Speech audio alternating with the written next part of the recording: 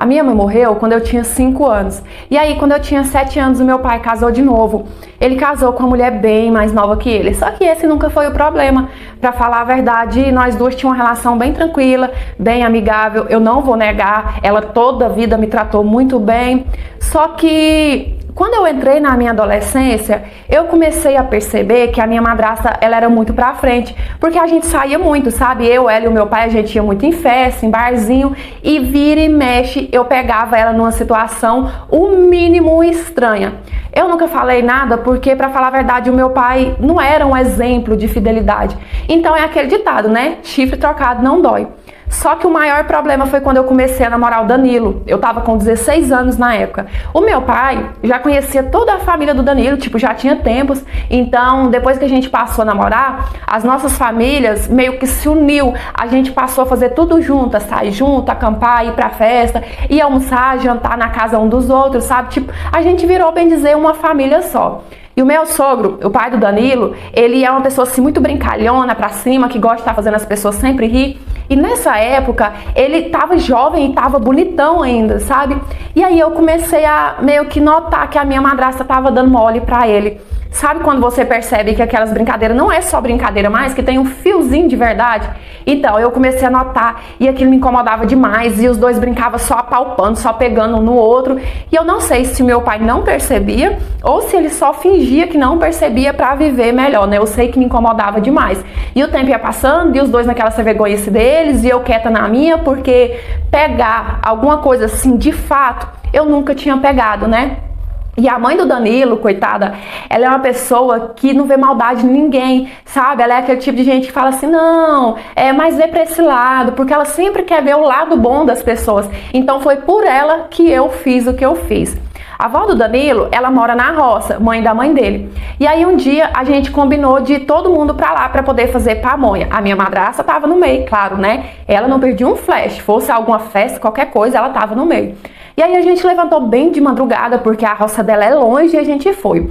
Chegou lá, fizemos almoço, fizemos pamonha e sabe, né? Pamonhada faz uma bagunça que só. E era muita gente, tava todos os tios do Danilo, as tias, primo, muita gente mesmo, o pessoal da nossa família. Quando a gente terminou de fazer as pamonhas, a mãe do Danilo foi deitar, não só ela, a mãe do Danilo e mais algumas pessoas. Porque, como eu disse, a gente levantou de madrugada pra ir, então tava todo mundo muito cansado. E o pessoal que era mais jovem, digamos assim, eu, as primas do Danilo, ficou organizando aquela bagunça pra depois, mais tarde, a gente ir pro riacho. Porque perto da casa da avó do Danilo tem um riacho que é a coisa mais linda do mundo. Perto assim, da casa da avó do Danilo até esse riacho tem que ir de carro. E aí, sabe? Tava todo mundo ali limpando, varrendo, lavando e combinando. Na hora que a gente terminar aqui, mais tarde um pouco, vamos todo mundo pro riacho. No meio daquela bagunça, no meio daquele tanto de gente, daquele vucu-vucu, eu senti falta da minha madrasta. Falei assim, ué, será que minha madrasta foi deitar também? Porque o meu pai tinha deitado. Então eu fui lá no quarto ver. E ela não tinha deitado. Aproveitei e passei no quarto que a minha sogra estava deitada e meu sogro também não estava lá e não estava junto com a gente limpando. Ah, e eu fiquei com a pulga atrás da orelha. Falei, esses dois safados tá aprontando.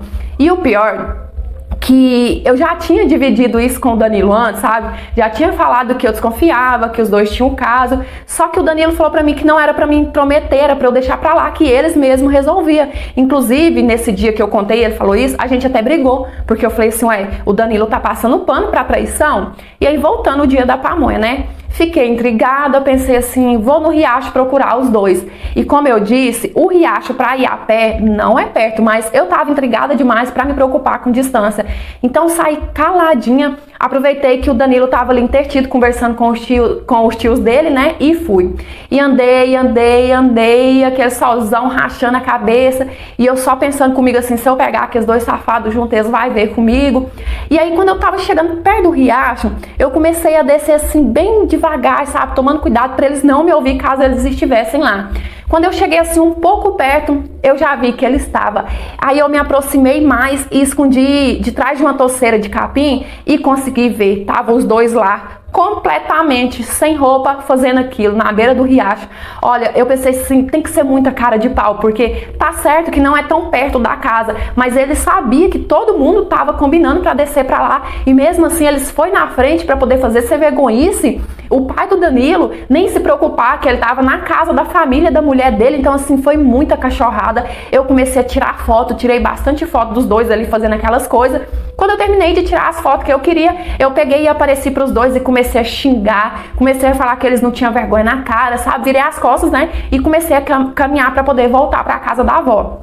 Nisso, o meu sogro começou a vestir as calças assim rapidão e veio correndo atrás de mim, começou a pedir pelo amor de Deus para eu não contar para ninguém, porque os tios da mulher dele estavam lá e eles eram tudo nervosos, ia dar confusão. E eu virei para ele com a cara mais irônica do mundo, falei assim: não, pode ficar tranquilo, eu não vou contar pra ninguém, minha boca é um túmulo, no maior deboche. E continuei caminhando de volta, e continuei caminhando, e aquele caminho parece que não chegava, sabe? Só porque eu tava com ódio e com pressa. Quando eu cheguei na casa da avó, entrei direto pro quarto e fui mostrar as fotos pra mãe do Danilo. E foi um barraco danado, foi dito e certo.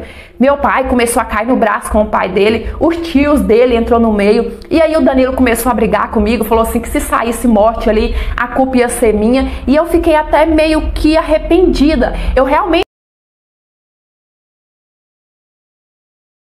ter esperado, né? Porque teve um tio do Danilo que saiu bem machucado, sabe? Dessa confusão. Mas eu tava com tanta raiva, eu tava tão cansada de ver a cachorrada dos dois que eu não consegui me segurar com aquelas fotos na mão, sabe?